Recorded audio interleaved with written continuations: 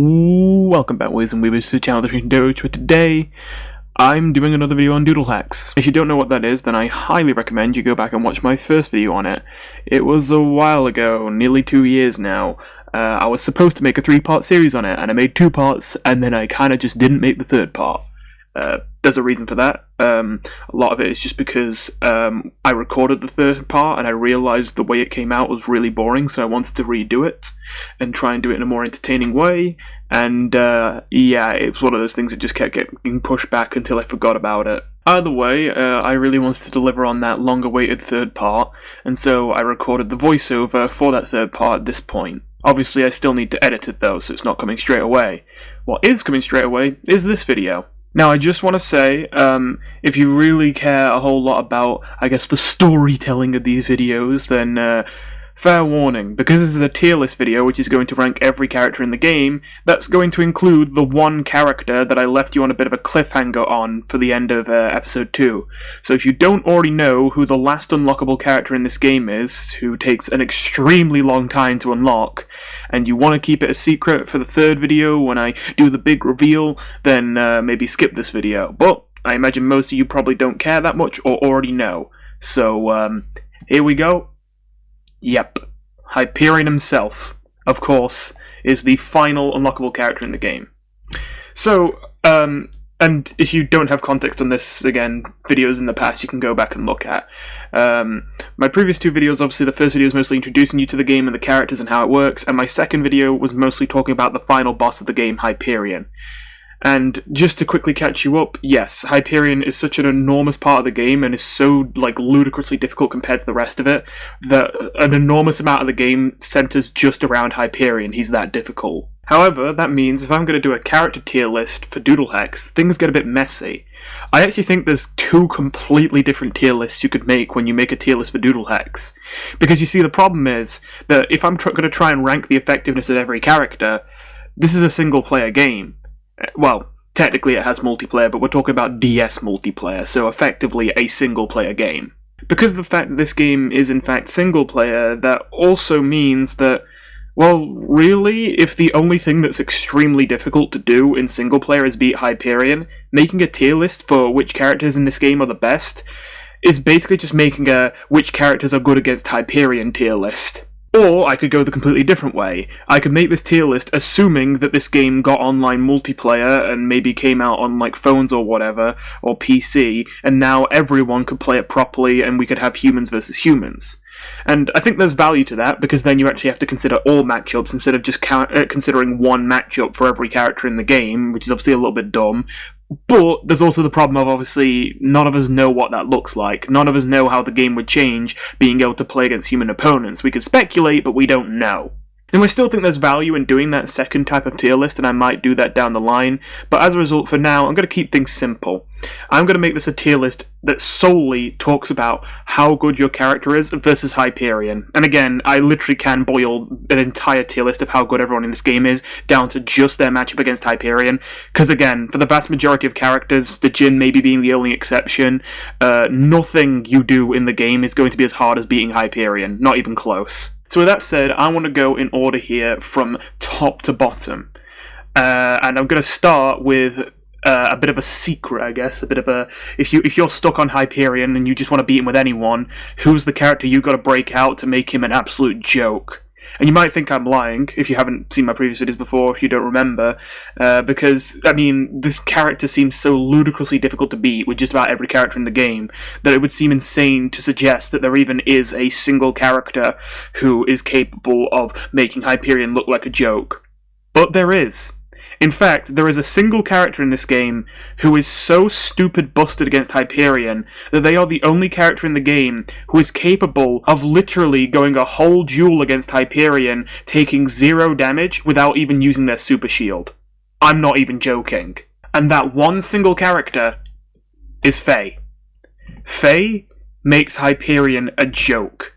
because the whole reason that Hyperion is so ludicrously difficult is that he constantly spams the same 3 major combos, and all 3 of these combos, to the vast majority of the cast, are practically unblockable without the super shield, and yet if you don't block them, you're going to lose more than a third of your health bar, meaning that you can basically only take 3 hits before you're dead, putting you on an extremely short timer to win the battle against Hyperion when Hyperion has an absolutely ludicrously high defense stat and an extremely powerful barrier, as well as, well, you know, the ability to reverse every rune on the screen whenever he wants.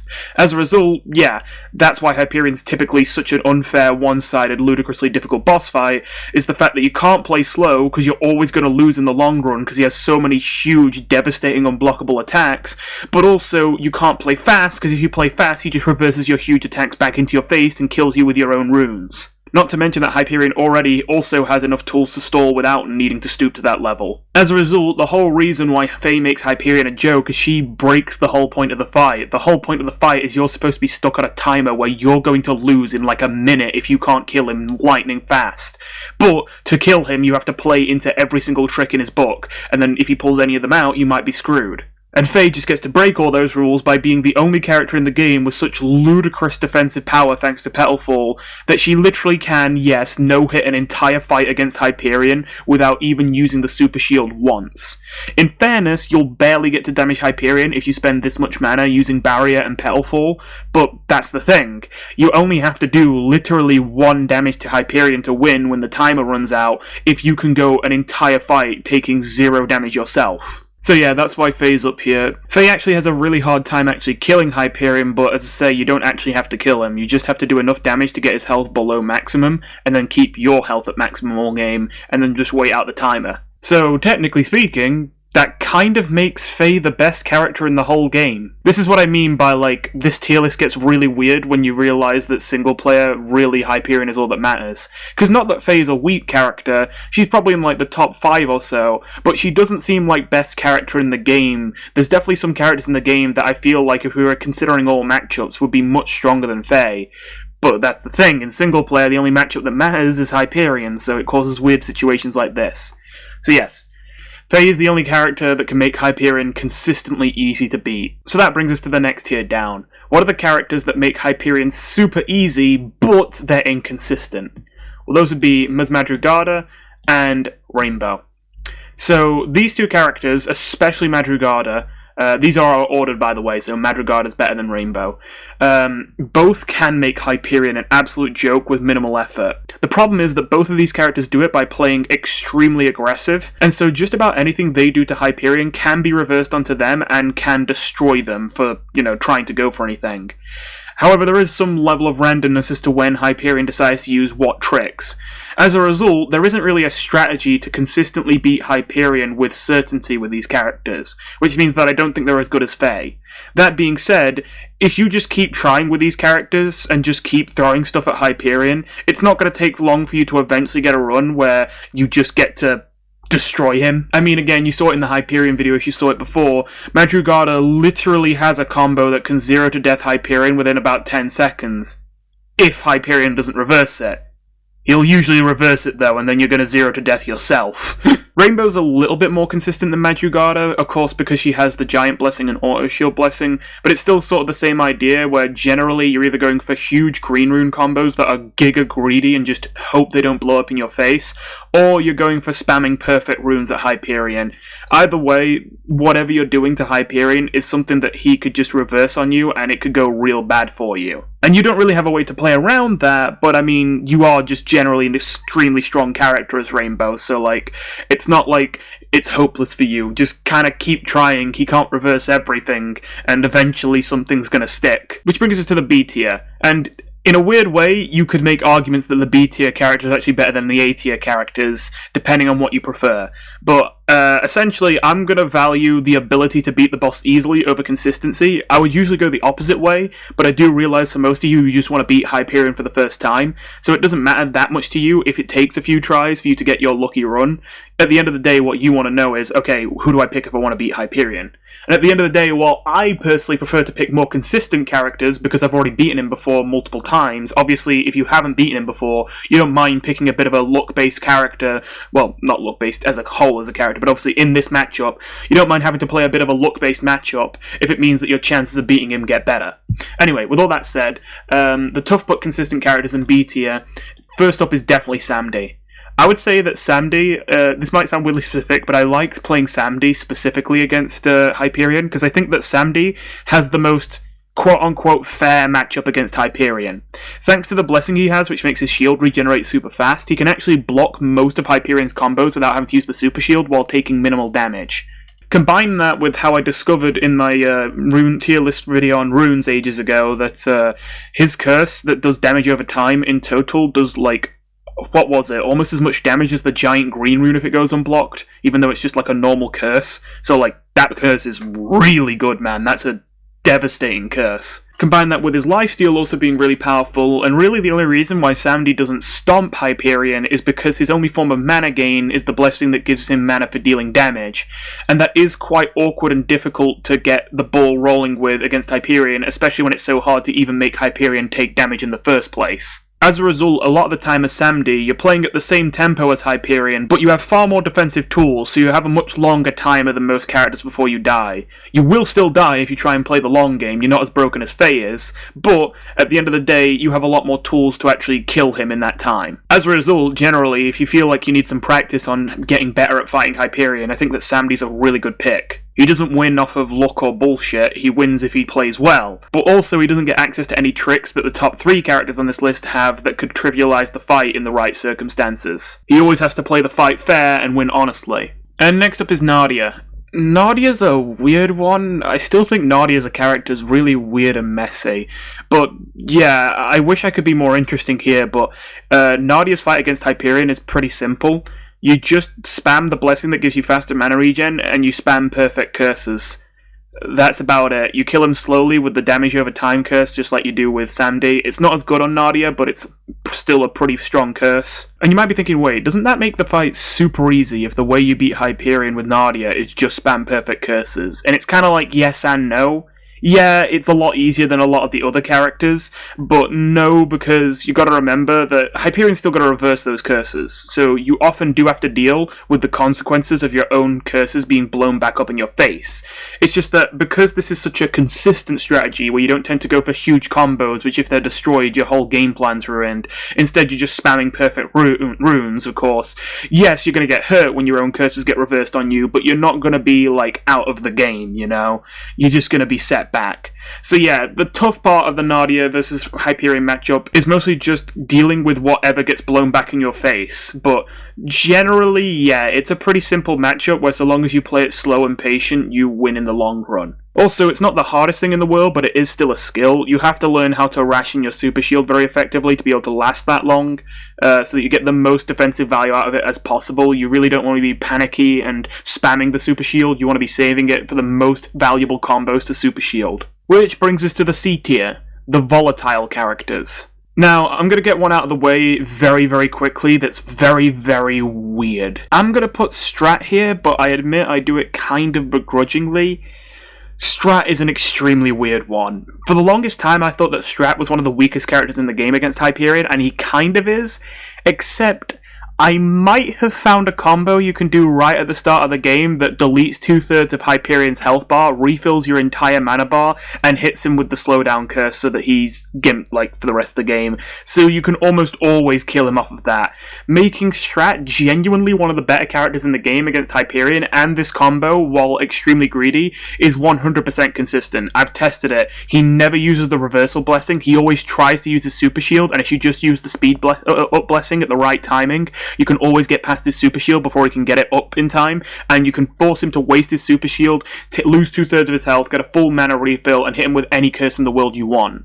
And as you can imagine, starting the battle with that much of a ludicrously huge advantage makes it so that Strat is devastating against Hyperion. Not quite as broken as Faye is, but definitely deserving of being at the top of the A tier. But that's kind of the problem, is it's literally one strategy, and like, it's technically like an exploit. Like, if Hyperion was a human player and not an AI, he would learn that I'm doing this same combo at the start of the game every single time and he wouldn't fall for it. But obviously it's just a computer. so it never learns. It always thinks, oh, I don't need to use my reversal blessing, I can just super shield it, and then it always super shields too late. And you gotta remember that without this combo, Strat is like F tier. He is terrible against Hyperion without this combo.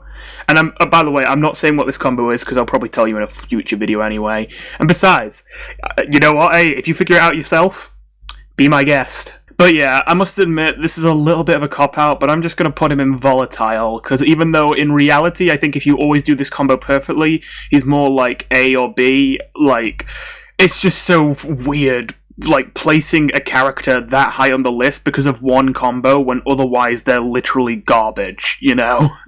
Especially because this combo, for the most part, will only ever work at the start of the game. The second that you've got any incoming runes to block, you will not have time to set up this combo. It's so ludicrously greedy. So it's not even like I could say, well, it justifies him being super high because the combo is just that strong, because it's also a combo you can only do one time each round. Because, I mean, again, it's theoretically possible to do it mid-round, it's just realistically you will never get another moment all game where you'll be allowed to set up again without Hyperion just murdering you while you're busy, like, trying to set up, and your entire health bar just gets eviscerated. On the topic of volatile characters, the Jhin. So the Jhin is a weird one.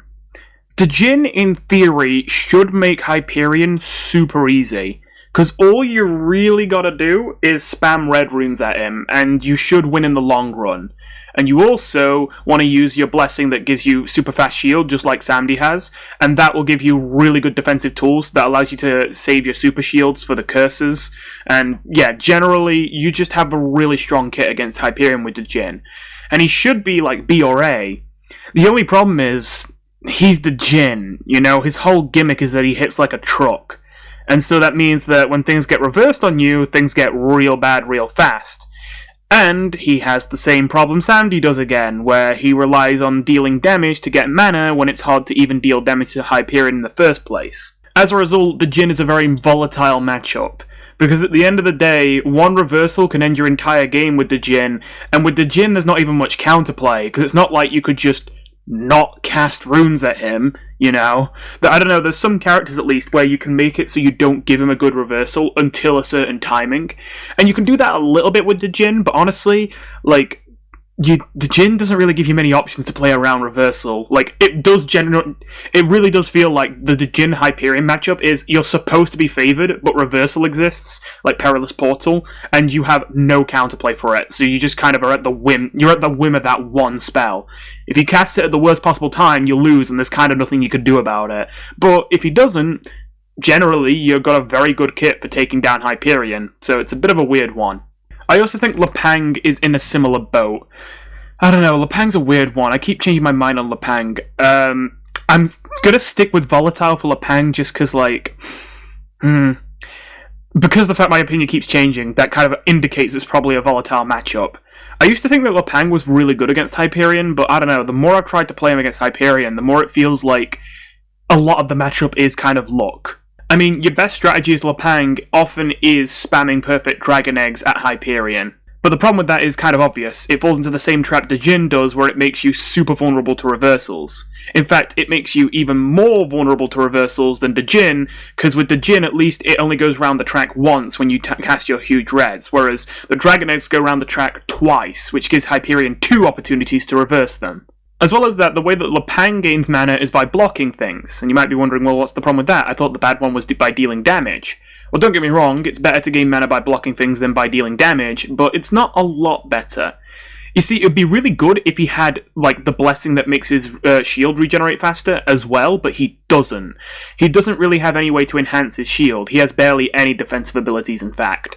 And that means that, while it's good that he can gain mana by blocking, he can't get as much as he'd like because he can't do anything to make his shield actually block everything that's coming at him. And this is the weird dilemma. Lepang does at least have one defensive ability that's very effective against Hyperion, and that would be the blessing that wipes every rune on the screen but makes you take a small amount of damage for every one you destroy. Because of how ludicrously hard all of Hyperion's runes hit, this rune is actually extremely effective against Hyperion, because it deletes enormous amounts of damage at the cost of only a small amount of health. And I really thought this would make Lepang really good against Hyperion, and it sounds like it would. But there's one thing I hadn't considered.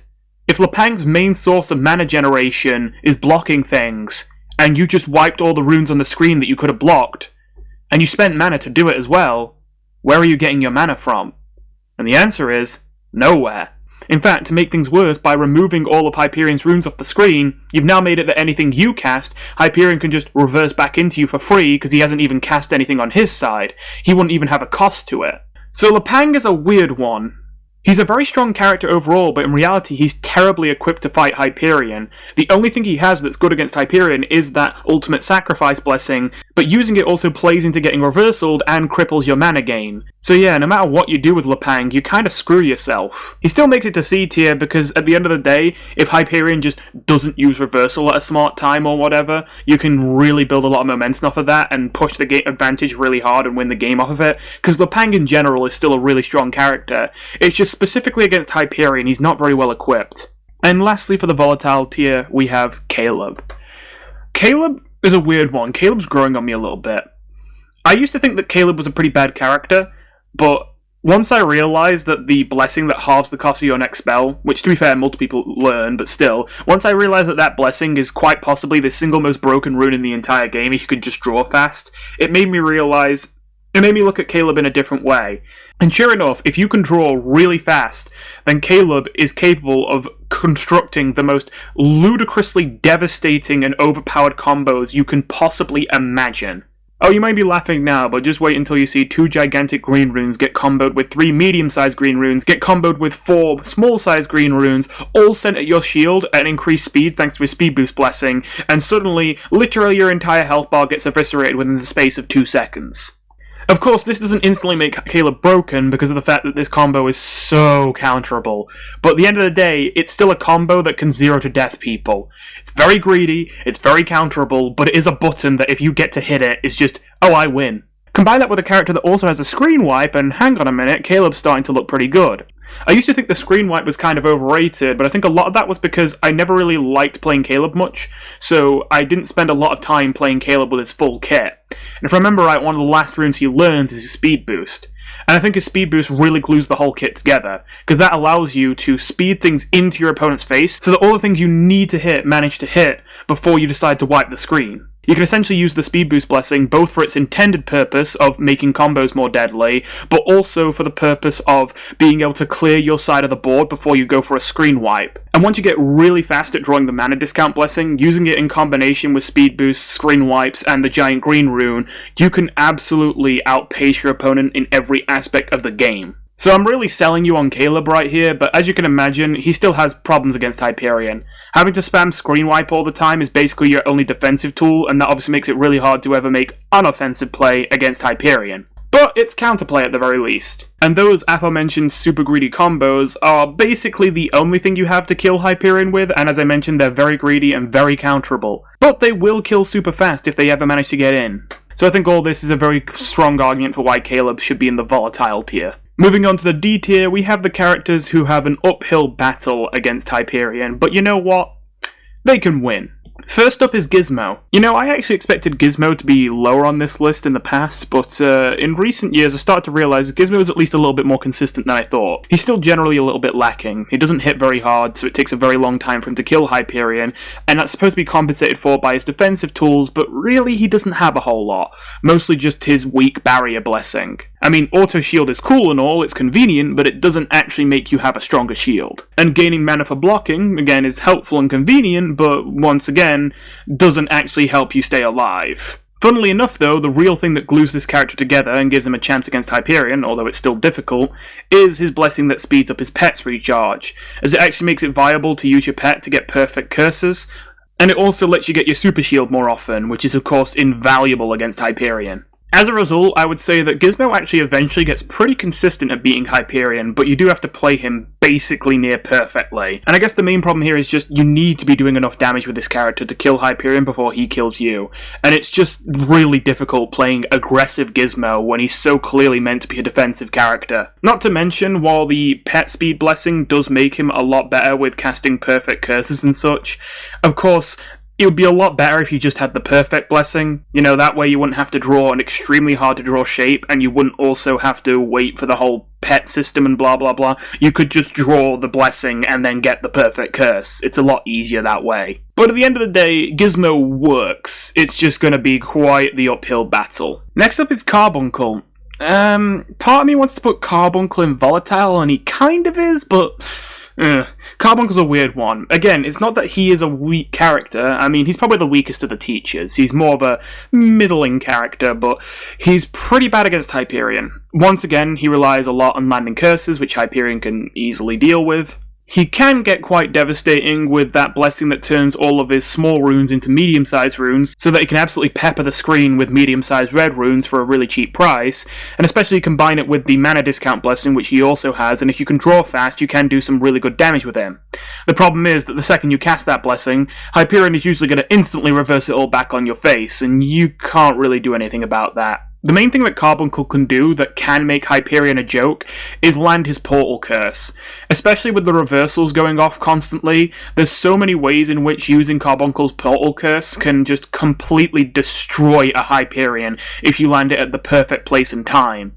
But that's just the thing. Even landing a curse on Hyperion in the first place is extremely difficult in this game, and so doing that on top of the curse having to hit the right timing to teleport his own runes back onto his face and the reversal to not be able to save him, you know, it's a lot to ask.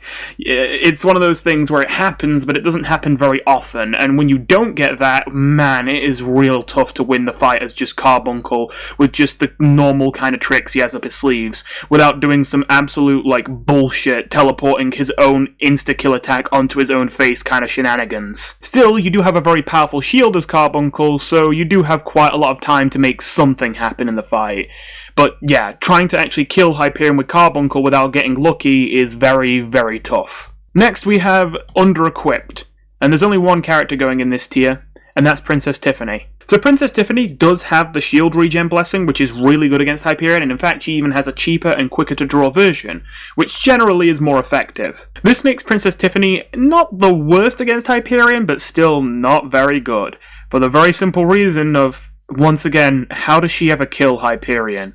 I mean, at the end of the day, once again, like most of these characters who can block with, shield blessings, she has a longer timer than a lot of other characters in this game. She can survive longer against Hyperion than most, but longer isn't forever still. You still die eventually if you aren't the one to make sure to kill him first. And although you're going to have a decent amount of time to do it when you play as Princess Tiffany, you still got to figure out a way to do it, and you kind of don't have a way to do it.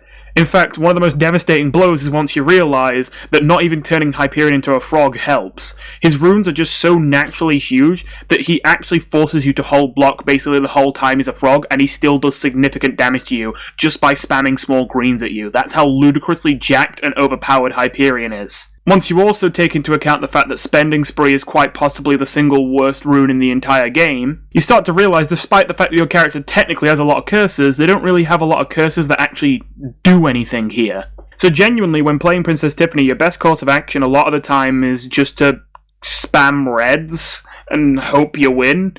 Yeah, it's pretty rough out there. I mean, don't get me wrong, you still should send curses. You need to land a curse every now and then just to take some of the heat off you, but yeah, it's a rough one trying to figure out how to beat Hyperion with Princess Tiffany. At the end of the day, I don't think there's really a consistent strategy. You're always going to have to get a little bit lucky to pull it off on her. And no matter how lucky you get, it will never be easy. Which brings us to our F tier.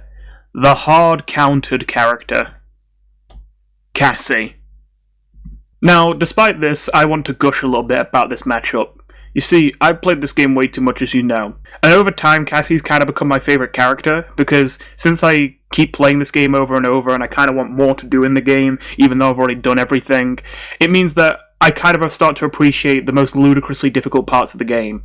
And as a result, usually now, whenever I open up Doodle Hex, the thing that I want to do more than anything else is just play Cassie versus Hyperion over and over, and learn the matchup inside out, because it is quite possibly the single most difficult matchup in the entire game that isn't just bullshit. So let me explain why this is so rough for you as Cassie. First of all, just like Princess Tiffany, you're extremely reliant on curses, and of course these curses are stupidly easily countered for Hyperion. Second of all, it gets worse, because despite your high defense stat, you actually have terrible defense against Hyperion as Cassie. No shield blessings, no barrier, no slowdown, nothing. In fact, the only ways that you can prevent yourself from being absolutely mauled alive by Hyperion is to either simply put him in a state where he's unable to draw using one of your curses, so that there's less stuff coming your way, but doing that makes it easier for him to hit you with a reversal, or to shrink his stuff using the shrinking curse, and that helps you block 2 of his 3 possible combos with relative consistency while taking very minimal damage. So as a result, funnily enough, a curse that's usually one of the most underwhelming runes in the entire game, the mini curse, actually becomes one of the most useful tools in your entire kit in the Hyperion fight as Cassie. Because it's the only curse that will both help you stay alive, but also won't bait Hyperion usually into reversing stuff against you. But yeah, that should help put things in perspective. You're playing a character that can't kill, and the only way to stay alive in this fight for any amount of time is to constantly spam the mini curse on Hyperion. You can probably see how desperate this is. As well as that, one of Cassie's strongest strengths that only she has is the anti-magic blessing. A very expensive blessing, but when cast, it cancels out all curses and blessings on both players. This rune is really weird. Theoretically, it is the most broken spell in the entire game, because blessings are the most broken spells in the entire game, typically, and, well, this is literally the only rune in the entire game that allows you to cancel blessings. Nothing else in the game can do it. And so, being literally the only counterplay option in the entire game to the most powerful kind of rune in the game, in theory should make anti-magic absolutely busted. But both the fact it's ludicrously expensive, and the fact that it's on Cassie, a character that heavily relies on cursing their opponent, makes it really, really awkward to use. Because if you use it, you're probably cancelling out your own curses as well. This is already bad enough on normal Cassie, but in this matchup it becomes horrible. Because one of Hyperion's only weaknesses is that he actually has very few blessings at his disposal. But here that becomes a strength, because if he actually wasted mana on blessings, you could actually trick him and cancel them at the last minute, but he doesn't.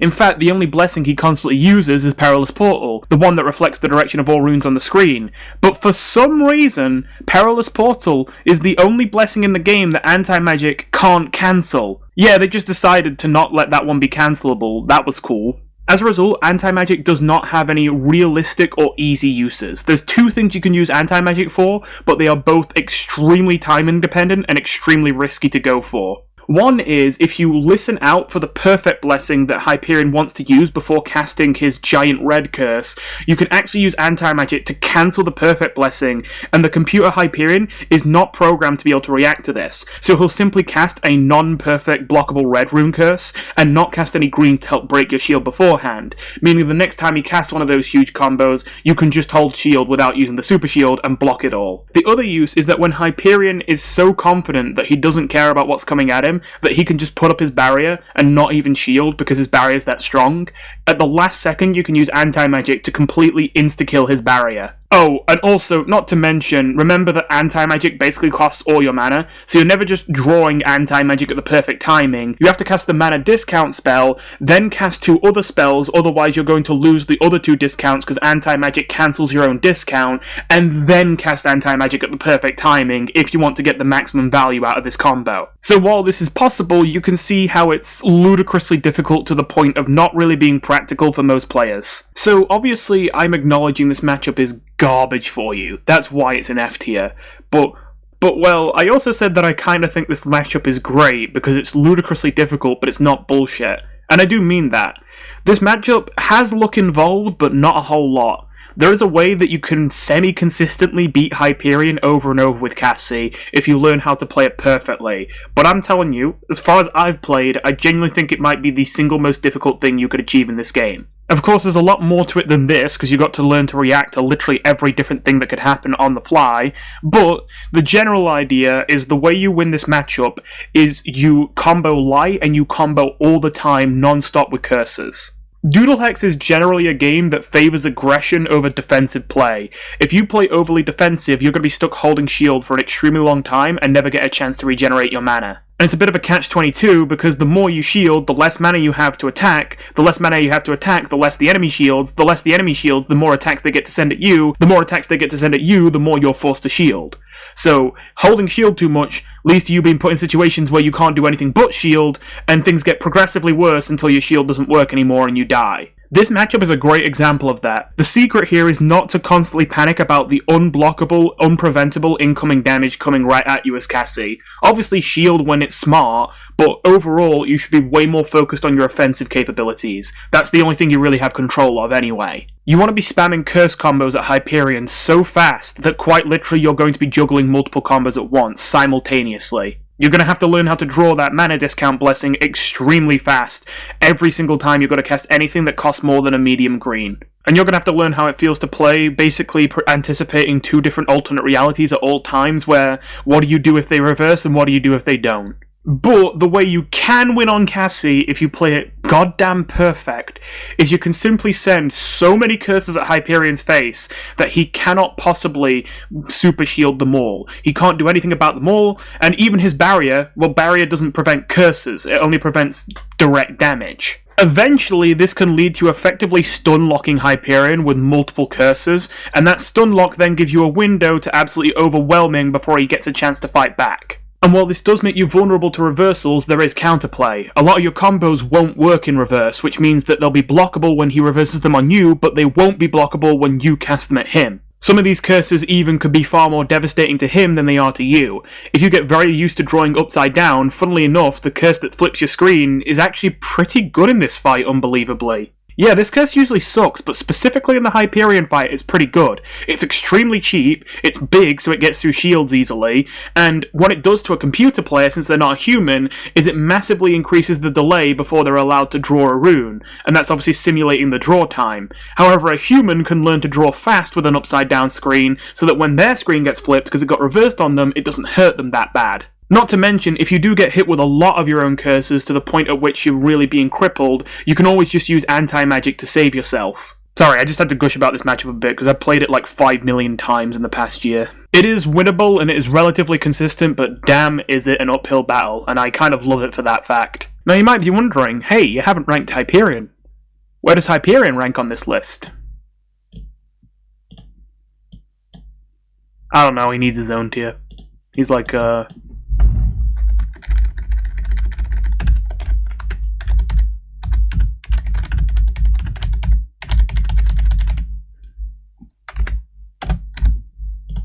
there we go. Yeah, I hate to break it to you if you didn't know, Hyperion's actually the worst character in the game. He's nothing like the AI version. When you actually get to play him, they fucking nuked him and made him terrible. I'm really sad to say, because they didn't do that with the teachers. The teachers were boss characters that are overpowered, that once you unlock them, you literally get to play as them and use all their tricks. But Hyperion, no, you don't get Perilous Portal, you don't get the Glass Shield, you don't even get the Auto Shield Blessing. Don't know why even, because that one's not even like, you know, a spooky Hyperion exclusive one. No, like, everyone gets the Auto Shield, well, not everyone, but multiple people get the Auto Shield Blessing, but Hyperion doesn't when you unlock him, even though AI Hyperion does. But no, seriously, the main reason why Hyperion's the worst character in the game isn't actually just the fact that he doesn't have his overpowered runes. It's not only that he doesn't have his overpowered runes, it's also that he has absolutely no combo tools. He doesn't have any speed up blessing, he doesn't have any enlargement blessing. The only thing he has even approximating that is the perfect blessing. And the perfect blessing is pretty good, but that's where the second problem comes in, and the second problem's even bigger. Hyperion is the only character in the entire game with 0 mana generation. None. No mana for blocking, no mana for dealing damage, no mana regeneration blessing, no mana discount blessing, nothing. Hyperion just gets mana as fast as his mana bar goes up. The only way he can get more is that he stole the Pang's unique curse, which steals everyone's mana. So, yeah, if you land that curse, you can refill your mana and deplete the opponents. The problem with that is that because it's a curse, not only can it easily be countered, but on top of that, if you don't have 0 mana when it hits, then you don't get a full refill, because it only goes up to 100 from where you were before. Which means it incentivizes you to dump all your mana just as it's about to hit. Which might sound okay, but actually it's terrible. First of all, because maybe you don't want to dump all your mana then. Second of all, because maybe an attack comes to hit you just when you're about to need to dump all your mana, but instead you have to shield and now you get no mana. And third of all, because what if you do dump all your mana, and then they last second use the reversal blessing, and now that curse doesn't hit them, and you just wasted all your mana, and you have no mana left to deal with whatever's coming towards your face. Cool. As a result, yeah, Hyperion's terrible. They're extremely slow, they don't even hit that hard compared to some other characters in the game. The defensive capabilities are pretty terrible, and just generally they can't keep up the aggression that they need to have a chance against themselves. So, yeah, he's terrible. Now, then again, we're talking specifically about the Hyperion versus Hyperion matchup. Though again, for the sake of being honest here, I feel like it's not correct to call it that. I think it's more correct to call it the Virgin Hyperion versus the Chad Hyperion matchup, genuinely. Like, the AI Hyperion just gets to be so overpowered compared to you. But to be honest, I don't have a whole lot to comment on. The main issue is that, again, just like everyone else, you lose in the long run in this match, but, like, you just have no offensive capabilities for the most part. Again, it's like boring saying the same thing over and over, but it's true. You just have no mana to make anything threatening. Not to mention that AI Hyperion just gets bigger runes that hit harder and need more shield to be blocked, but you don't. In fact, your runes when you play Hyperion are smaller than Djin's. I'm not kidding. I would genuinely say the Hyperion versus Hyperion matchup feels kind of unwinnable, but like the most disappointing part is it's not really, but it all comes down to one really dumb thing. You know how you both have the Perfect Blessing, and you both have the curse that gets bigger for every red rune on the screen? Because you both have it, and AI Hyperion is an AI, and you aren't, you can kind of spam it, and AI Hyperion will feed it for you, because he doesn't realize he's powering up your curses as well as his. And that's basically your best bet in this fight, but it's such a dice roll. If you just get unlucky and he doesn't cast that many red runes, then you don't get a lot of damage off of it, and you kind of just lose. Not to mention, again, reversals. To be completely honest, do you have to try as hard to beat Hyperion with Hyperion? No. In fact, if we're talking about pure how much effort you have to put in, maybe Hyperion's up here. But the reason why I don't want to put Hyperion up here, and I still want to put him right at the bottom, is because Hyperion is so luck-based, so inconsistent, needs so many things to go his way to have a chance against the enemy Hyperion, that genuinely, I would just rather play Cassie. I know that it's way harder to beat Hyperion with Cassie than it is to beat Hyperion with Hyperion, but at least if we try and do Hyperion with Cassie, I can influence the results based on what I do. Whereas when you play Hyperion versus Hyperion, it feels like you're basically just watching a slot machine play out. You might win, you might lose, but your play has very, very, very little say in the outcome of the match. You're basically just at the whim of the AI Hyperion. And I know generally we've favoured like luck over skill here, which I don't usually like to do, but again, for this list, I know most people just need to beat him once. They don't need to beat him every time.